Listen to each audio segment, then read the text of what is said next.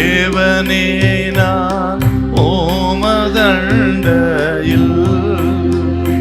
இன்னும் நெருங்கி சேர்வதே என் ஆவல் பூமியில். ஏசாயா 55:1-2 வருஷம் கொஞ்சம் வாசிங்களேன். ஓ தாகமா இருக்கிறவர்களே, நீங்கள் எல்லாரும் தண்ணீர் அண்டைக்கு வாருங்கள். பணம் இல்லாதவர்களே, நீங்கள் வந்து வாங்கி சாப்பிடுங்கள். நீங்கள் வந்து பணமும் இன்றி விலையுமின்றி திராட்சரசமும் பாலும் கொள்ளுங்கள். நீங்கள் அப்பம் அல்லாததற்காக பணத்தையும் திருப்தி செய்யாத பொருளுக்காக உங்கள் பிரயாசத்தையும் செலவழிப்பானேன். நீங்கள் எனக்கு கவனமாய் செவி கொடுத்து நலமானதை சாப்பிடுங்கள். அப்பொழுது உங்கள் ஆத்துமா கொழுப்பான பதார்த்தத்தினால் மகிழ்ச்சியாகும். பார்த்தீங்களா? வந்து பானம் பண்ணுங்கள், விலையும் இன்றி. ஆக எந்த விதமான விலை இல்லாமல நீங்க வந்து நான் கொடுக்கிற இளைப்பாறுதலை பெற்றுக்கொள்ளுங்க அழைக்கிறார் இருப்பார். இந்த அழைப்பை ஏன் கொடுக்கிறாருன்னா, வாருங்கள் அப்படின்னா ஆண்டவர் விசுவாசிக்கிறவர்களுக்கு ஆண்டவர் அவர்கள் பசியை ஆற்றுகிறார்.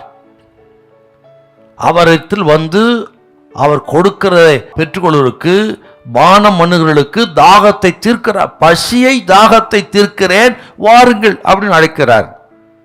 இதில் என்ன விஷயம்னா, நிறைய பசி இருக்குது, தாகம் இருக்குது உலகத்தில். ஒவ்வொருத்தரும் ஒரு பசி தாகம் இருக்குது.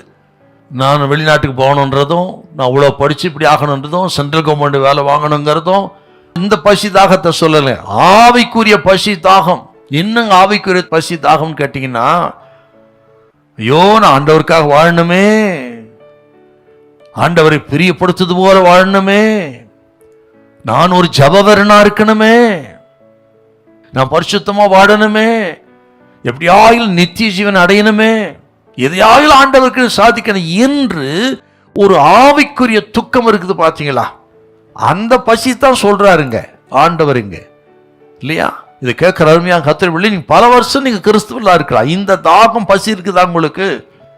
ஆண்டவர் குறித்த காரியங்கள், ஆவிக்குரிய காரியங்கள், இதுல பசி தாகம் இருக்கணும். லௌகிக துக்கம் அல்ல, ஆவிக்குரிய துக்கம் இருக்க வேண்டும். ஆகவே ஜபத்தை குறித்து, பரிசுத்தத்தை குறித்து, ஆண்டவரை பிரியப்படுத்துவதை குறித்து, ஆண்டவருக்காக வாழணும், எதையாக செய்ய வேண்டும் என்கிற பசி தாகம், ஆண்டவருக்குரிய காரியங்களில் தாகமா இருக்கணும். அப்படி தாகமா இருக்கிற ஜனத்தை தான் அழைக்கிறார். வருத்தப்பட்டு பார சுமக்கவர்களே என்னிடத்தில் வாருங்கள் என்று அப்படி பசியோடு தாகமா இருக்கவங்க தான் அழைக்கிறார். அதுக்கு தாங்க இந்த அழைப்பு கொடுக்கிறார். இப்போ இந்த நிகழ்ச்சி மூலம் கேட்கிற பார்க்க உங்களுக்கு அந்த அழைப்பு தான். யாருக்கும் என்னன்னு நினைக்காதீங்க. உங்களுக்குள்ள நிச்சயமாக ஒரு தாகம் பசி ஆண்டவருக்காக இருக்கும். அப்படிப்பட்ட அழைக்கிறார். வாருங்கள், நிச்சயமாய் உங்கள் தாகத்தை பசியை தீர்த்து உங்களை ஆசீர்வதிப்பார். தேவ திட்ட நோக்கம் நிறைவேறும். உங்கள் தோல்வி ஜெயமாய் மாறும். உங்கள் வெட்கம் அவமானம் எல்லாம் மகிழ்ச்சியாய் மாறும். உங்கள் புலம்பலை ஆனந்த களிப்பாக மாற்ற பண்ண வர அந்த அதிசயத்தை கர்த்தர் செய்வார். உங்களுக்கு நல்ல சமாதானத்தை தைரியத்தை கொடுப்பார். கர்த்தர் உங்களை கைவிட மாட்டார். ஹல்லேலூயா, ஹல்லேலூயா.